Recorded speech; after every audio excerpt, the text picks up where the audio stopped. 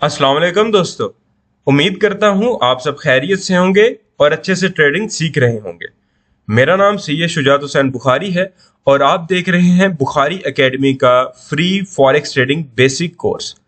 आज का हमारा टॉपिक है what is pip in forex. Forex trading में एक टर्म यूज होती है पिप। इसको हम यूज करते हैं करेंसी की प्राइस बढ़े या कम हो तो हम उस चीज को या प्राइस बढ़ने को या कम होने को पिप्स में कैलकुलेट करते हैं, डॉलर्स में नहीं। पहले मैं पिप्स क्या होते हैं वो समझाऊंगा, फिर पिप्स का यूज केस समझाऊंगा। आपने ट्रेडिंग एप्स में अपने मुख्तलिफ पेयर्स की प्राइसेस देखी होंगी। इनमें एक पेयर की एग्जांपल ले लेते हैं, जैसे कि जीबीपी यूएसडी। अब जीबीपी यूएसडी की फॉर एग्जांपल प्राइस चल रही है 131,500। मार्केट 131,500 से अगर 131,510 पे चली जाएगी, यानी सिर्फ 10 पॉइंट्स का इजाफा होगा, तो हम पिप्स में अगर काउंट करेंगे तो हम बोलेंगे कि मार्केट ने एक पिप बाय में मूव दिया, क्योंकि बड़ी है प्राइस। अगर प्राइस 10 पॉइंट कम होगी, 500 से 490 पे जाएगी, तो हम बोलेंगे 10 पिप्स की कमी हुई, मार्केट सेल में गई। तो पिप्स का जो फार्मूला है, अगर मार्केट 10 पॉइंट्स का मूव करे तो इसको एक पिप कहेंगे, यानी करेंसी पेयर अगर 10 पिप्स मूव करती है, 10 पॉइंट्स मूव करती है, तो एक पिप काउंट होगा। यही पिप का फार्मूला है। 10 पॉइंट इज इक्वल टू 1 पिप।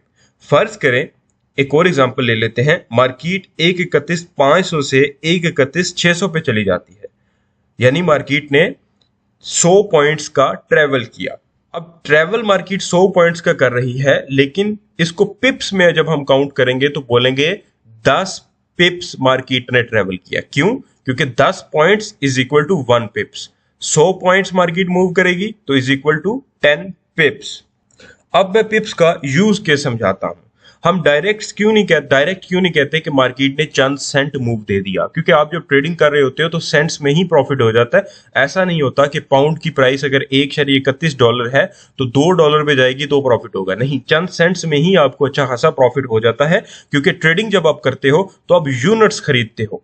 ठीक है, यूनिट जब आप खरीदते हो तो प्रॉफिट आपको उस हिसाब से ही होता है, जो कि आप लॉट साइज वाली क्लास में समझोगे। अब पिप का यूज के समझाता हूं। वैसे तो ये कॉन्सेप्ट लॉट साइज वाले टॉपिक में क्लियर हो जाएगा।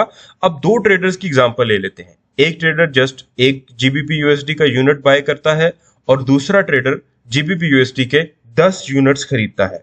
अब जिसने एक यूनिट खरीदा था जीबीपी यूएसडी पेयर का, उसको प्रॉफिट हो गया $2, और जिसने 10 यूनिट खरीदे थे उसको प्रॉफिट हो गया $20।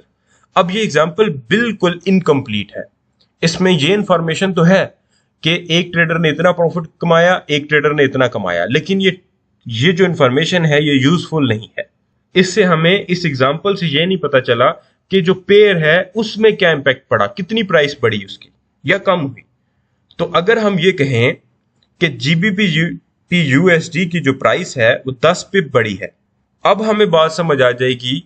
हमें भी बात समझ आ गई, आपको भी बात समझ आ गई, पहले ट्रेडर को भी आ गई, दूसरे को भी आ गई, कि मार्केट का जो पेयर था उसकी प्राइस में कितना चेंज हुआ है। 100 पॉइंट्स का इज इक्वल टू 10 पिप्स का।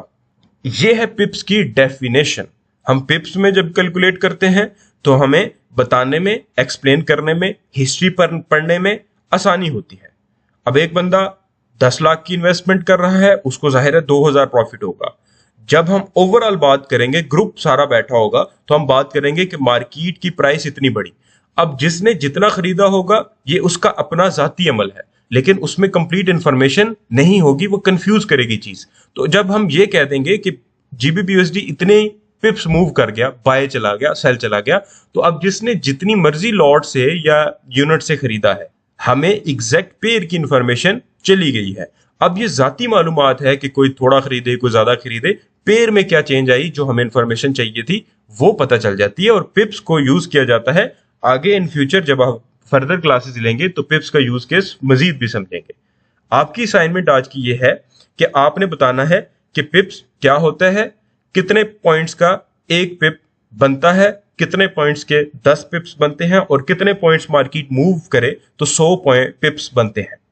दुआ में याद रखिएगा। अल्लाह हाफिज।